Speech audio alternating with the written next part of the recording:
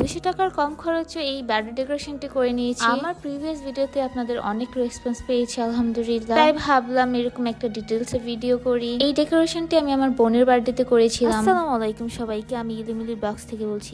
চলুন তাহলে ভিডিওটি শুরু করা যায়। প্রথমেই আমাদের লাগবে কয়েকটি বেলুন। এই খালি দেওয়ালটাকে এখন ডেকোরেশন করব। এই বেলুনগুলো আমি 5 টাকা করে কিনেছিলাম লাইব্রেরি থেকে। মোট 10টি বেলুন কিনেছিলাম। 10টি বেলুন প্রায় 50 টাকা নিয়েছিলাম। তার পরবর্তীতে আমাদের লাগবে ডাবল টেপের কস্টে। অনেকেই জানতে চেয়েছেন যে আমি দেওয়ালে কিভাবে এই রিবন গুলো লাগিয়েছিলাম। প্রথমে আমি টেপটা অল্প পরিমাণে কেটে রিবনের পিছনে লাগিয়ে নিব। আমি যেভাবে আপনাদেরকে ভিডিওতে দেখিয়েছি আপনারা ঠিক তেমন ভাবে করলে সুন্দর করে দেওয়ালে লাগিয়ে নিতে পারবেন। ঠিক এইভাবে আমি দেওয়ালে একটি একটি করে রিবন লাগিয়ে নিব। সবগুলো লাগানোর পর পুরো দেওয়ালের লুকটাই চেঞ্জ হয়ে যায়। তারপর আমাদের ডেকোরেশনের জন্য লাগবে আরো কয়েকটি মোমবাতি। এই ক্যান্ডেল গুলো আপনারা সব জায়গায় পেয়ে যাবেন 10 টাকা করে। তো আমি 4টি 40 টাকা দিয়ে কিনে রিবন লাগিয়ে নিচ্ছি একইভাবে। এই রিবন গুলো লাগানোর পর পুরো লুকটাই চেঞ্জ হয়ে গেছিল।